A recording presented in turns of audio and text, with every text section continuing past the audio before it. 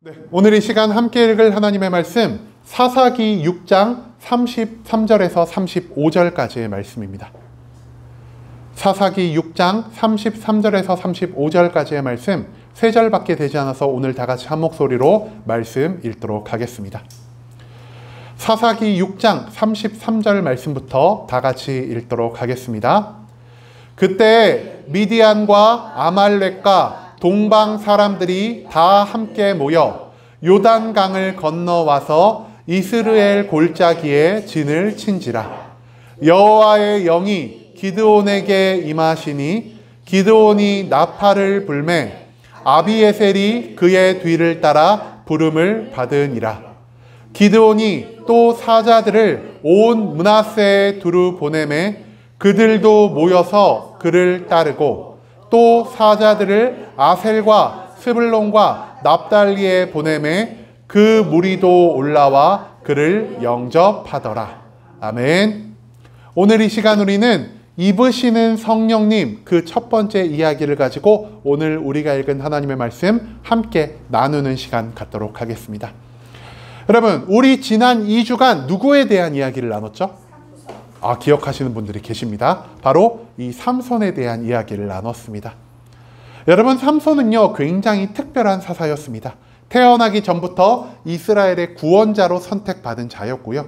활동을 시작한 바로 다음부터 성령님의 강력한 임재함에 따라서 그가 하나님의 사명의 자리로 이동하였다는 것을 우리가 또한 발견할 수 있었습니다.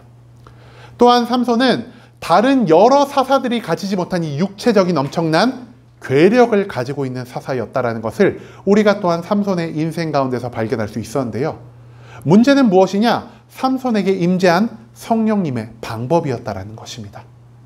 삼손은 성령님의 인도에 순종하지 않고 오직 나의 만족과 유익만을 위해 그 모든 능력을 사용하였기 때문에 성령님은 마치 삼손을 관통하셔서 낚싯바늘에 꼬인 물고기처럼 삼손을 자기의 마음대로 움직이셔서 사명의 장소로 인도하셨다는 것을 우리가 함께 말씀 나눌 수가 있었습니다. 그럼에도 불구하고 삼손이 하나님의 명령에 순종하지 않았기 때문에 결국 삼손은 살아서는 어떠한 기쁨과 축복과 평안도 누리지 못하고 비참한 죽음을 맞이할 수밖에 없었다는 그 말씀을 함께 나눌 수가 있었습니다. 그런데요, 성경에 등장하는 다른 모든 사사들도 이 삼손처럼 성령님의 능력을 자기 마음대로 사용하다가 비참한 죽음을 맞이한 자들이었을까요? 그렇지는 않다라는 것입니다. 그래서 오늘 우리가요, 새로운 사사, 이 기드온에 대해서 함께 알아보기를 소망합니다. 기드온은 삼손과 완전히 다른 사람이었습니다.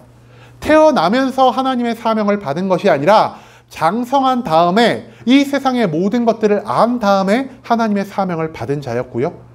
삼손처럼 굉장히 뛰어난 육체적 능력을 받지도 못한 자였습니다. 그런데 이 기드온은 성령님의 충만함에 온전히 순종하심으로 자기의 힘과 능력으로는, 자기의 배포로는 감당할 수 없는 이 이스라엘의 구원자가 되었다는 것을 우리가 이 기드온의 전체적인 인생을 통해서 발견할 수가 있다는 것이죠. 그렇다면 기드온이 과연 어떤 사람이었는지, 기드온에게 임재한 성령님이 어떤 모습을 보이고 계신지, 그리고 기드온에게 성령님이 임하시냐 그의 삶에 어떤 변화가 일어날 수 있게 되었는지 우리는 오늘 본문 말씀을 찾아보며 함께 이것에 대해 알아볼 수 있기를 소망합니다. 여러분, 기드온에 대해 이야기를 나누기 전에서 과연 기드온이 살아가던 이 이스라엘 나라가 어떠한 상황에 처해 있는지를 우리가 먼저 알아볼 수 있기를 소망합니다. 사사기에는요, 여러 사사들의 이야기가 등장하는데요. 이 사사들이 등장하고 퇴장하는 데에 특별한 이 패턴, 순서가 있다는 것을 제가 먼저 여러분들께 알려드리고 싶습니다. 첫 번째, 이스라엘 백성들이 하나님 대신 다른 이방 민족의 신을 믿거나 하나님이 미워하시는 온갖 죄악을 범하는 이 죄악된 상황 가운데 살아간다가 첫 번째 단계입니다. 두 번째 단계 무엇이냐? 하나님이 그 이스라엘의 죄악을 보고 분노하셔서 이방 민족을 통해서 하나님이 이스라엘을 심판하시는 것이 바로 이 두 번째 단계입니다. 세 번째 단계 무엇이냐? 이방 민족에게 침략당하고 고통과 절망 가운데서 이스라엘 백성들이 하나님께 구원해달라고 부르짖는 기도를 하기 시작합니다. 그리고 마지막 네 번째, 이스라엘 백성들의 기도를 들으신 하나님이 이스라엘 백성을 구원하시기 위해서 이스라엘에 사사를 세우시고 그를 통해 이방 민족을 물리치는 것. 이 네 가지 단계가 사사기에 존재하는 모든 사사들의 이야기 가운데 숨겨져 있다는 것을 우리가 또한 먼저 알아낼 수 있기를 소망합니다. 그렇기 때문에 이 사사 기드온의 이야기도요, 이것과 똑같은 패턴으로 인해서 진행이 되고 있다는 것이죠. 이 당시 이스라엘은요, 하나님 앞에 범죄하며 살아가고 있는 환경에 놓여 있었습니다. 하나님이 믿지 말라고 한 가나안의 수많은 이방 신들을 섬겼던 것이 바로 이스라엘 백성이고요. 하나님이 죄악된 것이라고 알려주셨음에도 불구하고 그 모든 죄악들을 스스로가 행하며 살아가고 그 죄악들에 대해서 회개함 없이 살아가는 것이 바로 이 이스라엘 백성들의 삶이었다는 것이죠. 그렇기 때문에 하나님은 이 이스라엘 백성들의 모든 삶을 보고 굉장히 큰 분노를 느끼십니다. 그리고 이 이스라엘 백성들을 심판하시고 그들을 다시 하나님에게로 돌아오게 만들게 하기 위하여 하나님은 오늘 이 미디안이라는 나라를 도구로 삼아서 이스라엘을 공격하기 시작하십니다. 성경에는 정확히 미디안을 중심으로 아말렉과 동방의 여러 나라들이 함께 힘을 모아서 이스라엘을 침공했다라고 기록하고 있고요. 그 나라들이 이스라엘을 침공해 수많은 사람들을 죽이고 그 땅에 있는 엄청나게 많은 재물들을 모두 약탈해서 다시 자기들의 땅으로 돌아갔다라고 성경은 기록하고 있습니다. 이스라엘 백성들은요, 자기가 1년 동안 열심히 농사지은 모든 것들을 이 미디안 연합군에 의해서 완전히 빼앗기게 되고요. 자기의 재물들, 자기의 가축들마저 이 미디안 백성들에게 완전히 약탈당하게 된 이런 굉장히 괴로운 상황 가운데 놓이게 되었다는 것이죠. 그렇기 때문에 이 고통과 절망 상황 가운데서 이스라엘 백성들은 다시 한번 어떻게 하냐? 하나님을 부르짖기 시작합니다. 하나님을 알지 못하는 저 이방 나라가 하나님의 백성인 우리를 침략하는 것을 어떻게 하나님이 두고 보실 수 있겠습니까? 내가 그동안의 모든 죄를 회개하며 나아가오니 하나님 이제 다시 한번 이 나라를, 우리 민족을, 이 땅을 구원하여 주시옵소서라는 이 기도를 이스라엘 수많은 백성들이 하나님께 올려드리기 시작했다는 것이죠. 그리고 하나님은요, 간절한 마음으로 하나님께 회개하며 부르짖으며 나오는 모든 사람들의 기도를 들어주십니다. 하나님은 자비하시고 하나님은 긍휼이 넘치시는 분이시기 때문에 회개하는 마음으로, 탄식하는 마음으로 자기를 찾는 모든 자에게 하나님의 구원을 내려주시는 분이라는 사실을 우리가 또한 이 기드온의 이야기에서도 발견할 수가 있다는 것이죠. 하나님은 이스라엘 백성을 미디안의 소나기에서 구원하기 위해서 기드온이라는 사람을 사사로 세우기로 결정을 하십니다. 그렇기 때문에 기드온을 사사로 세운 하나님이요, 기드온을 통해서 미디안 사람들을 물리치고 이스라엘 백성들 가운데서 하나님의 능력을 드러냄으로 인해서 그 모든 가나안 땅에 사는 이스라엘 백성들 그리고 이방 민족들이 하나님을 발견하고 하나님을 깨닫고 하나님께로 돌아오게 만드실 이 놀라운 계획을 세우고 계신다는 사실을 우리가 기드온 시대의 이 이스라엘의 상황 가운데서 발견해야만 한다는 것이죠. 자, 그렇다면은 하나님이 선택하신 사람, 이 기드온은 과연 어떤 사람이었을까요? 여러분, 만약에요, 여기 계신 어떤 분이 하나님의 선택을 받아서 놀라운 일을 이뤘다라고 생각을 해봅시다. 우리가 그 사람에 대해 갖는 기대감, 이 사람이 어떤 사람일 것이라는 이 추측이 우리 마음 가운데 존재하지 않겠습니까? 최소한 하나님의 사람이고 하나님의 사람으로 선택되어 놀라운 일을 이뤘다면 우리가 그 사람에 대해서 어떤 생각을 할까요? 저 사람은 굉장히 믿음이 좋은 사람일 거야. 그러니까 하나님이 저 믿음 좋은 사람을 선택하셔서 저 사람을 통해 놀라운 일을 이루셨겠지라는 이러한 생각을 충분히 할 수 있지 않겠습니까? 또는 우리가 이렇게 생각해 볼 수도 있을 것 같습니다. 저 사람은 신체적인 능력도 뛰어나고 굉장히 지혜로운 사람이고 세상 가운데서 경험도 많아가지고 하나님이 저 사람을 통해서 수많은 일을 이뤄 가셨을 거야 라는 저 사람의 능력에 대한 이 기대감을 우리가 갖고 있지 않겠습니까? 하지만 오늘 말씀에 등장하는 기드온의 전반부의 삶을 찾아본다면요, 이 기드온은 우리의 예상과는 완전히 다른 사람이라는 것을 발견할 수가 있을 것입니다. 첫 번째로 기드온은 어떤 사람이었냐? 굉장히 소심한 사람이었습니다. 여러분 여기 혹시 A형 계신가요? A형이 보통 소심하다고 하죠. 근데 손을 드신 분들은 별로 소심해 보이지 않으시네요. 네, 기드온도요 A형처럼 굉장히 소심한 마음을 가지고 있었습니다. 그래서 성경이 이 기드온의 소심함을 어떻게 표현하고 있냐? 숨어서 곡식을 타작하였다라고 성경이 기록하고 있습니다. 이 말씀을 어디서 찾아볼 수 있냐? 사사기 6장 11절 말씀에서 찾아볼 수 있는데요. 여호와의 사자가 아비에셀 사람 요아스에 속한 오브라에 이르러 상수리 나무에 앉으니라. 마침 요아스의 아들 기드온이 미디안 사람에게 알리지 아니하려 하여 밀을 포도주 틀에서 타작하더니라고 성경이 기록하고 있습니다. 여러분 기드온이 이 말씀에서 처음 등장을 하는데요. 첫 등장 모습과 함께 기드온이 무엇을 하고 있다라고 성경이 기록하고 있죠? 미디안 사람들에게 알리지 아니하려 하여 밀을 포도주 틀에서 타작하느니라. 이 말씀을 온전하게 이해하기 위해서 우리가 가장 알아야 할 단어가 무엇이냐? 바로 이 포도주 틀이라는 단어입니다. 여러분 어릴 때 혹시 포도주를 만들어 보신 분 계신가요? 아무도 안 계시죠? 왜냐? 우리나라는 포도주를 먹는 나라가 아니니까요. 그런데요, 이 이스라엘의 포도주 틀이요 굉장히 특이한 형태를 가지고 있다고 합니다. 우리가 보통 지금 생각하는 포도주 틀이라고 한다면은 나무로 뭔가 이렇게 얕고 넓은 상자를 만들어 가지고 거기에 포도를 넣은 다음에 뭔가 그 포도를 으깨는 장면을 생각을 하실 텐데요. 이 당시 이스라엘은요 이런 식으로 땅을 파서 포도주 틀을 만들었다라고 합니다. 성인의 허리 높이 정도까지 땅을 계속 파고 들어가 가지고 그 땅 주변을 물이 새지 않게 이렇게 벽돌로 쭉 감싼 다음에 그 안에 포도를 다 들이붓고 그 안에서 발로 포도를 막 지디기면서 포도의 액기스를 짜낸 다음에 그 씨앗이나 껍데기를 모두 한번 걸러가지고 포도주를 만드는 것이 이 당시 사람들의 포도주 만드는 과정이었다라고 합니다. 여기서 제가 말씀드린 것 중에 가장 중요한 것이요. 이 포도주 틀이 어디에 위치해 있다고요? 땅을 파고 내려간 자리에 위치해 있다는 겁니다. 그런데 이 포도주 틀에서 지금 기드온이 포도주를 만드는 게 아니라 뭘 하고 있다고요? 밀을 타작하고 있다고 하고 있습니다. 여러분 밀 타작은 어디서 해야 할까요?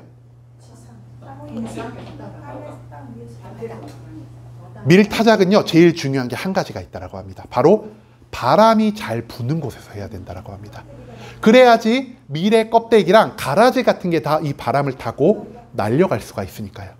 그래서 이 당시에 밀 타작은요 그 마을에서 좀 평평하고 가장 높은 언덕에서 많은 사람들이 모여서 함께 밀 타작을 했다라고 합니다. 하지만 지금 기드온이 밀 타작을 하는 공간 어디죠?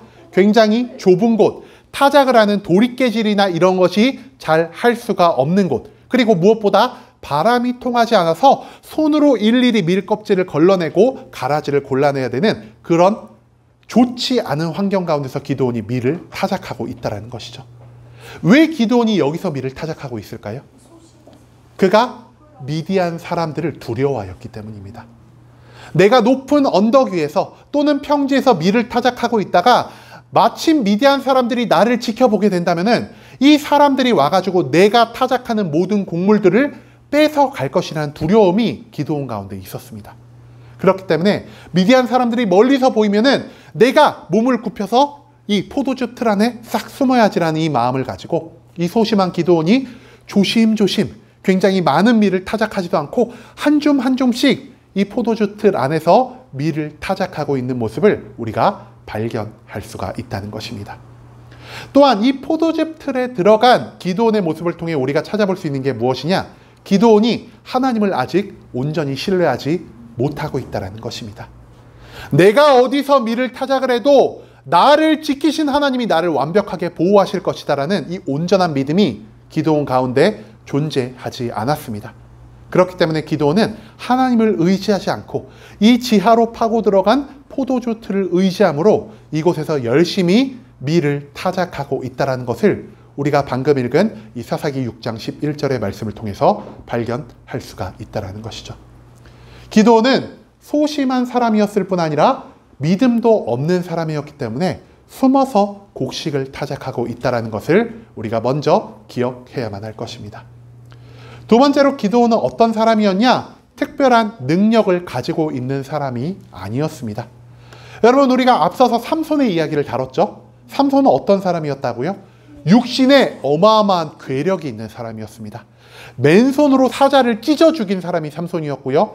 나귀의 턱뼈를 가지고 1,000명이나 되는 블레셋 병사를 쳐 죽인 사람이 바로 이 삼손이었습니다. 그런데 오늘 말씀에 등장하는 기드온은 어떤 사람이었냐? 우리와 같이 너무나 평범한 일반적인 사람이었다라는 것이죠. 그에게 있어서 조금 특별한 점은요, 그가 우리와 달리 농사를 지으며 살아가는 이 농사꾼이었다라는 것, 그것만 제외하고는 우리와 기드온 사이에서 특별한 차이를 우리가 발견할 수가 없을 것입니다.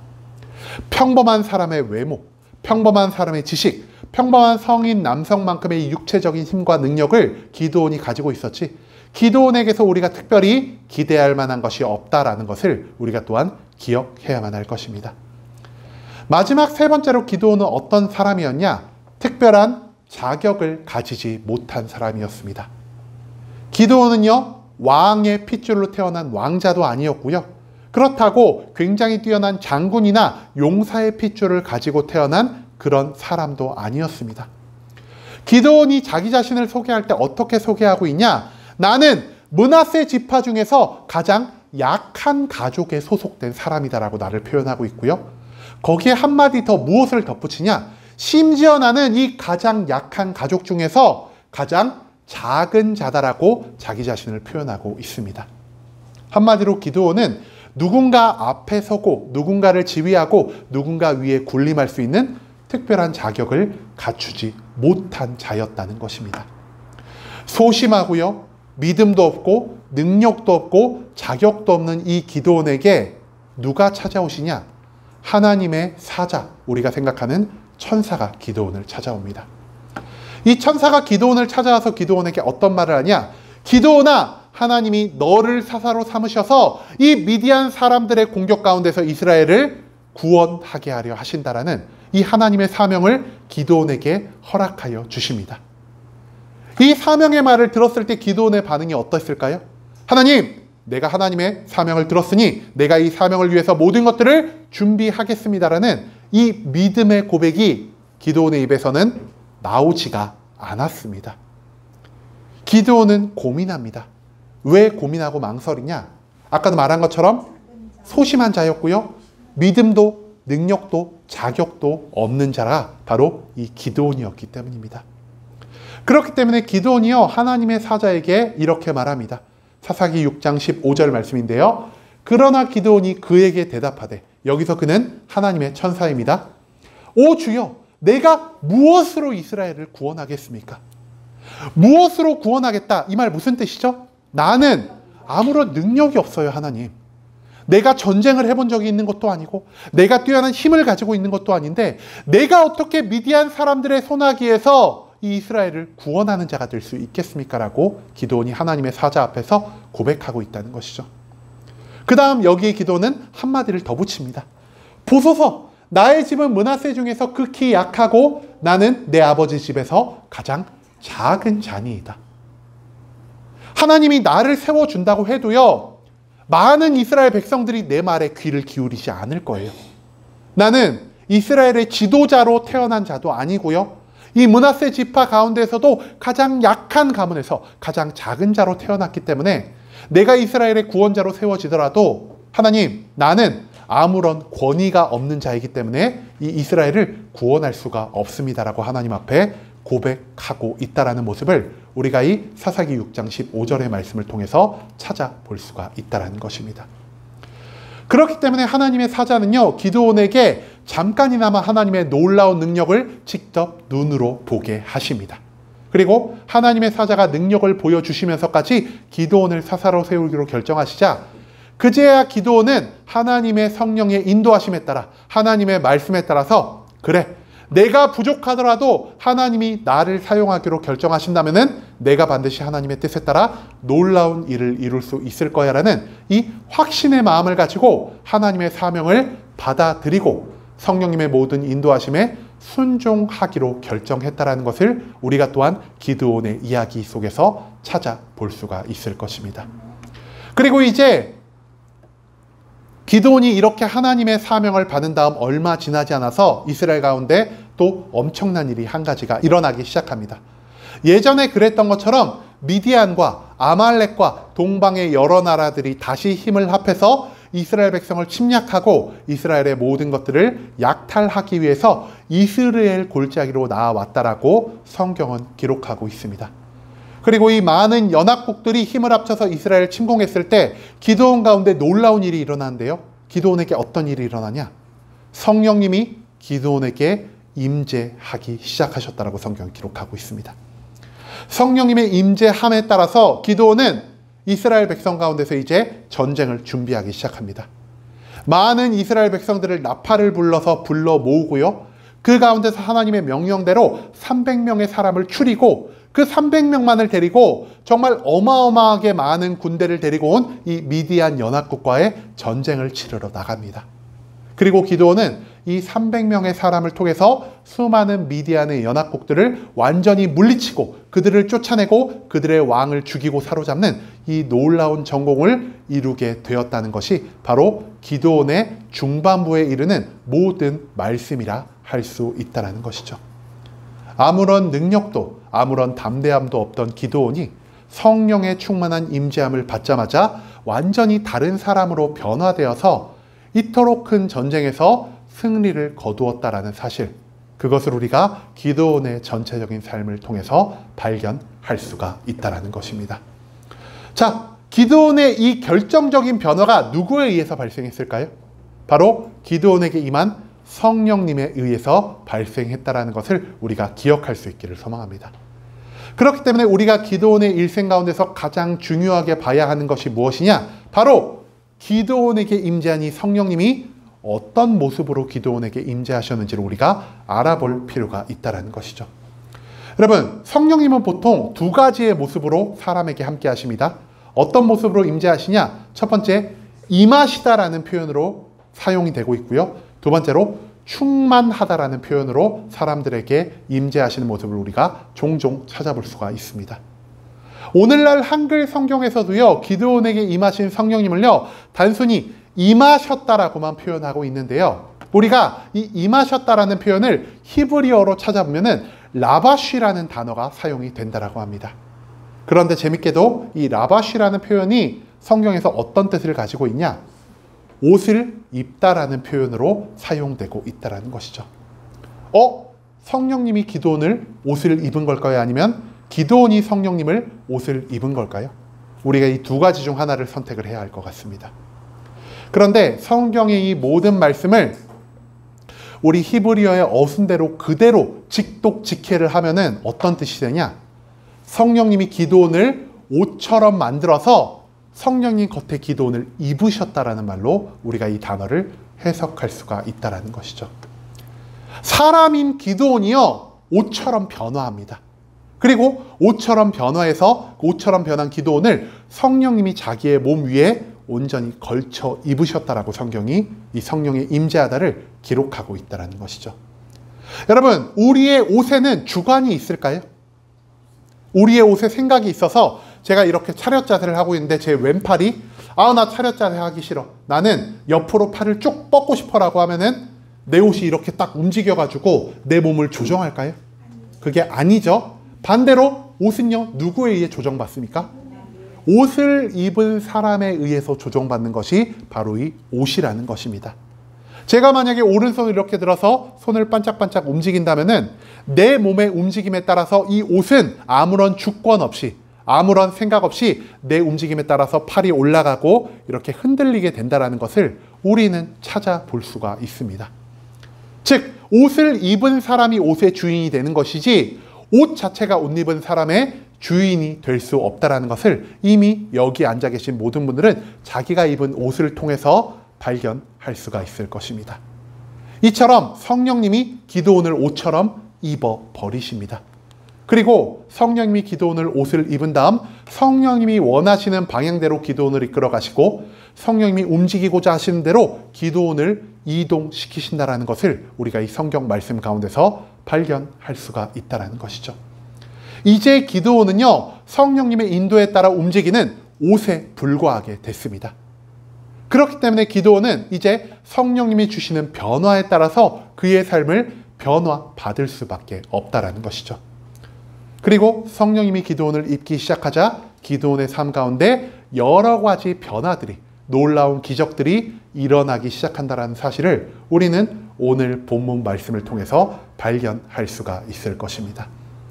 기드온의 삶 가운데 여러 가지 변화가 일어나는데요. 첫 번째 변화 무엇이냐? 소심했던 기드온이 강하고 담대한 마음을 갖게 되었다는 것을 성경은 우리에게 알려주고 있습니다. 오늘 본문의 34절 말씀에서 성경은 이렇게 기록합니다. 여호와의 영이 기드온에게 임하시니 기드온이 나팔을 불매 아비에셀이 그의 뒤를 따라 부름을 받으니라라고 말이죠. 여러분, 앞서 기드온의 소심함을 설명하기 위해서 기드온이 어디에 숨어서 밀을 타작했다라고 기록하고 있었죠? 포도주 틀. 그 사람이 숨어서 몰래 자신을 감추고 자신의 모든 것들을 보이지 않고 소심하게 자기의 일을 했던 기드온이요, 이제는 나팔을 불고 있습니다. 우리가 어떤 사람이 여기서 만약에 나팔을 불었다라고 생각을 해봅시다. 모든 사람의 시선이 누구에게로 향할까요? 나팔을 분 사람에게로 향하겠죠? 여러분, 소심한 사람들이 제일 싫어하는 게 뭐냐? 사람들의 눈빛을 제일 두려워한다라고 합니다. 이 사람들이 왜 나를 쳐다보지? 나에게 뭔가 바라는 것이 있나? 이런 거를 소심한 사람들이 제일 두려워한다라고 합니다. 이처럼 숨어서 밀을 타작했던 기드온이요, 지금 많은 사람들에게 주목을 겁내하지 않고 그 사람들 앞에서 나팔을 불면서 전쟁을 준비하고 있다는 사실을 우리가 성경 속 말씀을 통해서 발견할 수가 있다는 것이죠. 기드온이 왜 많은 사람들의 시선을 두려워하지 않을 수 있게 되었을까요? 나팔을 부는 게요, 기드온이 아니기 때문입니다. 기드온을 입은 성령님이 기드온을 대신하여 나팔을 부는 것이기 때문에 많은 사람들이 기드온을 보는 게 아니라 기드온을 입으신 성령님을 바라보게 된 것이기 때문에 이 소심한 기드온은요, 모든 사람들의 시선을 사로잡은 이 성령님에 의해서 더 이상 소심함을 가지고 있는 것이 아니라 강하고 담대함을 가질 수 있게 되었다는 것을 우리가 오늘 본문 말씀 가운데서 나팔 부는 기드온의 모습을 통해 발견할 수 있다는 것이죠. 기드온은 성령님에게 입힘 당함을 통해서 더 이상 자신을 감추는 것이 아니라 이 땅 가운데 성령님의 능력을 드러내기로 결정한 이 담대한 마음을 가질 수 있게 되었다는 것을 이 나팔 부는 기드온의 모습을 통해서 우리가 발견할 수 있을 것입니다. 두 번째로 기드온의 삶 가운데 어떤 변화가 일어났냐? 여러분, 앞서서 기드온이 어떤 사람이라고 제가 말씀드렸죠? 소심하고 능력 없고 자격 없는 사람이라고 말씀을 드렸죠. 세 번째로 제가 언급드린 자격 없는 기드온의 삶 가운데 놀라운 변화가 일어납니다. 그가 나팔을 불고 사자들을 보냈을 때 수많은 이스라엘 지파들이 바로 이 기드온에게 온전히 복종하는 모습을 우리가 발견할 수가 있습니다. 오늘 본문의 35절 말씀에서 성경은 이렇게 기록합니다. 기드온이 또 사자들을 온 므낫세에 두루 보내매 그들이 모여서 그를 따르고 또 사자들을 아셀과 스불론과 납달리에 보내매 그 무리도 올라와 그를 영접하더라라고 성경은 기록하고 있습니다. 기드온이 많은 사람들을 불러 모았을 때 그들이 기드온에게 어떻게 했다라고요? 단순히 복종한 게 아니라 그들이 기드온을 영접하였다라고 성경이 기록하고 있습니다. 즉, 이 명령의 순간에게 있어서만은 기드온이 그들에게 있어서 왕 같은 사람이 되었고요, 장군 같은 사람이 되었고 리더 같은 사람이 되었다는 것입니다. 그런데 기드온은 사실 아무런 자격이 없는 사람입니다. 왕의 핏줄을 타고난 자도 아니고요, 그가 속한 므낫세 지파 중에서 므낫세 지파의 지도자의 핏줄을 타고난 사람도 아니고요, 특별한 용사나 특별한 장군의 피를 타고 태어난 사람도 아닌 평범한 농사꾼이 바로 이 기드온이었다라는 것입니다. 그런데 지금 기드온을 누가 입고 있다고요? 성령님이 기드온을 입고 있자 기드온에게 무엇이 생깁니까? 권위가 생기기 시작합니다. 이 세상의 모든 것들을 창조하시고 이 세상의 모든 것들을 다스리시고 이 세상의 진정한 왕 되신 성령님이 기드온을 입으십니다. 그렇다면 기드온의 옷도 어떤 권위를 갖게 되냐? 왕의 권위를 갖게 된다는 것이죠. 이 므낫세, 아셀, 스불론, 납달리 지파는요, 기드온의 권위에 복종한 게 아닙니다.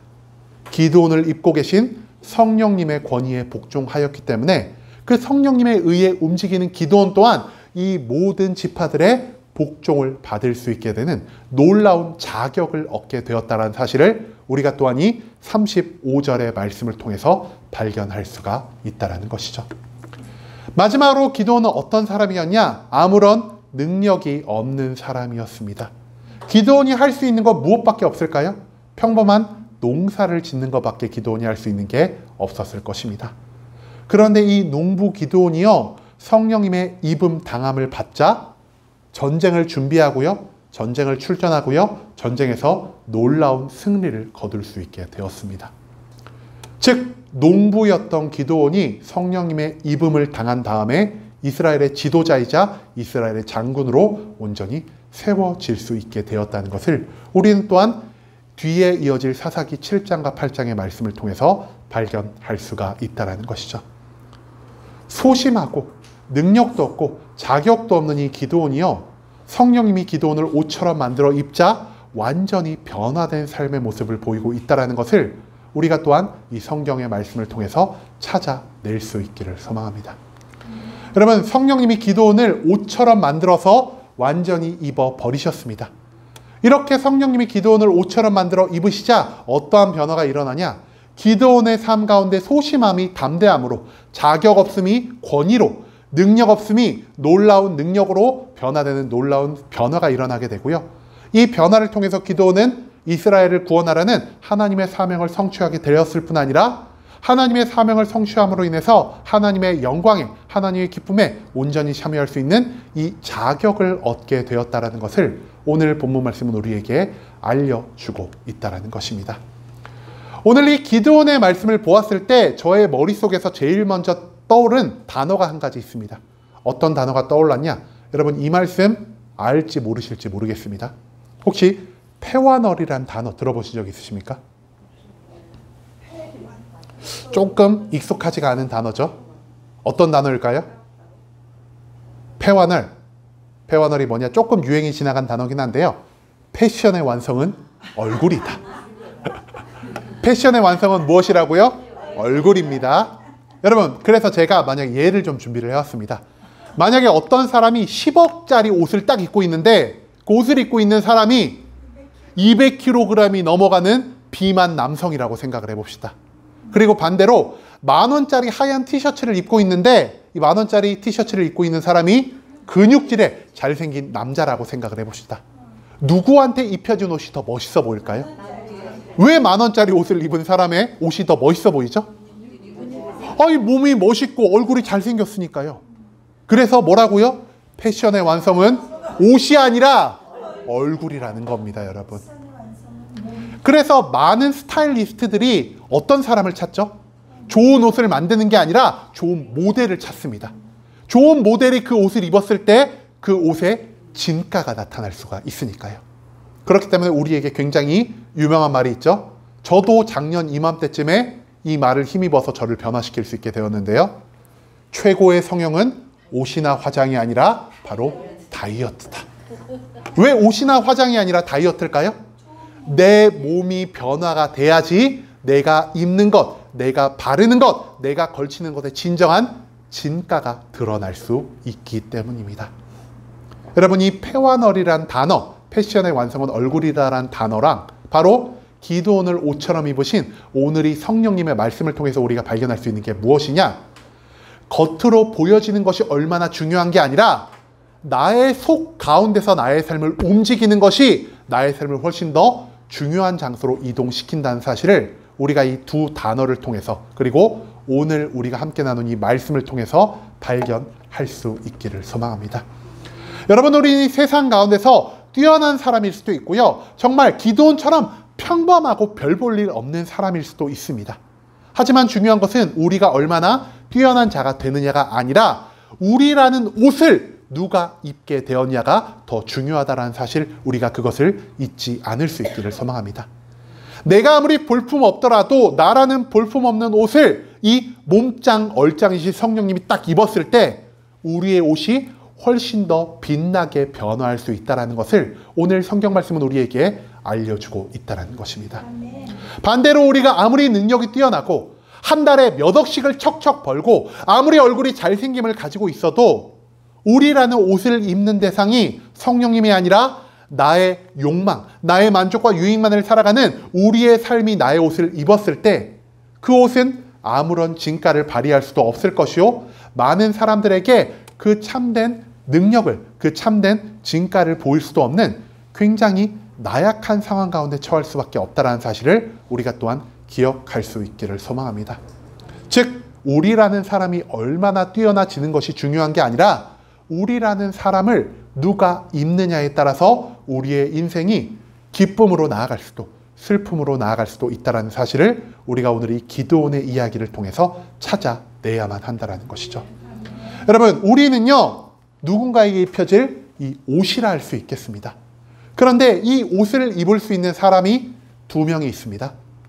첫 번째로 성령님이 우리를 입으실 수도 있고요, 나의 만족과 유익만을 추구하는 이 나의 욕망이 나를 옷처럼 입을 수도 있다는 것이죠. 성령님이 나를 입으셨을 때 나의 삶 가운데 어떤 변화가 일어날까요? 성령님이 나를 입으셨을 때 나의 삶은요, 변화할 수 있게 됩니다. 나의 삶이 변화해서요, 내가 하나님이 기뻐 받으시는 거룩과 사랑의 삶을 살아갈 수가 있고요, 내가 성령님의 능력을 받아서 이 세상 가운데 하나님의 나라와 하나님의 의를 이뤄나가는 놀라운 변화를 만들어낼 수 있다는 것이죠. 그리고 내가 하나님의 사명을 이뤄갔을 때 우리의 삶 가운데 어떤 변화가 일어나냐? 나의 삶 가운데서 축복과 하나님이 주시는 평안이 넘쳐날 수 있게 된다는 것을 우리가 이 기드온의 삶을 통해서 발견해야만 한다는 것입니다. 하지만 나라는 옷을 입은 존재가 성령님이 아니라 나의 만족과 유익만을 추구하는 욕망이 된다면 어떤 일이 일어나겠습니까? 여러분, 욕망은요, 제가 앞에 폐완을 설명드리면서 말씀드린 200kg짜리 비만의 남성입니다. 여러분, 비만이 왜 생길까요? 먹어도 만족함을 몰라 생깁니다. 여러분, 아무리 맛있는 피자를 한 판을 먹어도 우리가 만족함을 느낄까요? 내일도 피자를 먹고 싶고, 내일 모레는 피자 한 판 반을 먹고 싶고, 한 달 뒤에는 피자 두 판을 먹고 싶은 것이 바로 인간의 멈출 수가 없는, 채워지지가 않는 욕망이라는 것입니다. 그런데 이 욕망이 우리라는 옷을 입었을 때 우리의 삶이 어떻게 될까요? 우리의 삶은요, 평생 채워지지 못하는 고통 가운데 살아갈 수밖에 없을 것입니다. 10만 원을 버는 사람은요, 100만 원을 벌고 싶은데요, 100만 원을 번다면 그 사람이 만족함을 느낄 수 있을까요? 아니죠. 100만 원을 번다면 이 사람이요, 1000만 원을 벌고자 할 것입니다. 1000만 원을 벌면 만족할까요? 아니죠. 1억을 벌고 싶어 할 거고요, 1억을 번 사람은 10억을, 10억을 번 사람은 100억을, 100억을 번 사람은 1000억, 1조, 계속해서 더 많은 돈을 원하며 살아갈 것입니다. 이처럼 우리의 욕망은요, 절대 우리의 삶을 온전하게 채워주지를 못한다는 것이죠. 나의 삶에 만족함이 없으면 우리의 삶 가운데 어떤 일이 일어나냐?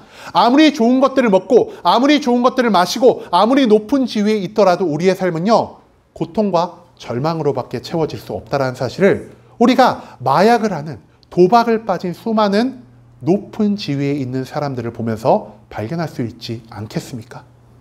여러분, 그렇기 때문에 이제는 우리라는 옷을 나의 욕망이 입게 만들지 말아야 할 것입니다. 나라는 옷을 입어야 하는 존재가 오직 성령님 한 분이 될 수 있기를 소망합니다. 나의 삶에 있어서 중요한 것은요, 나의 개인적인 능력이나 내 외적인 모습이 아닙니다. 내가 아무리 무지하고, 내가 아무리 볼품없고, 내가 아무리 능력도 자격도 없어도 성령님이 나를 입으신다면 그 성령님의 고귀함이 나의 고귀함이 될 것이요, 성령님의 능력이 나의 능력이 될 것이요, 성령님의 인도하심이 나의 삶의 방향성이 될 것이라는 사실을 우리가 이 기드온을 옷처럼 만들어 입으신 성령님의 이야기를 통해서 찾아낼 수 있기를 소망합니다. 이제는 우리가 기드온처럼 나의 연약함을, 나의 부족함을 먼저 바라보지 않을 수 있기를 소망합니다. 내가 10,000원짜리 하얀색 티 한 장이 돼도 상관이 없습니다. 왜냐? 나를 입으신 성령님이 이 세상에서 가장 몸이 좋으신 분이고요, 이 세상에서 가장 아름다운 얼굴을 가지고 계신 분이기 때문입니다. 내가 성령님에게 입혀졌을 때 나라는 옷도 성령님에 의해서 빛나고 아름답고 고귀해질 수 있다는 사실을 기억하시며, 이제는 나라는 옷을 나의 욕망이 입게 하는 것이 아니라, 나의 만족과 나의 유익이 입게 하는 것이 아니라 오직 성령님이 입게 하시길 원하는 순복음 함께하는 교회 모든 성도님들이 될 수 있길 간절한 마음으로 소망하겠습니다.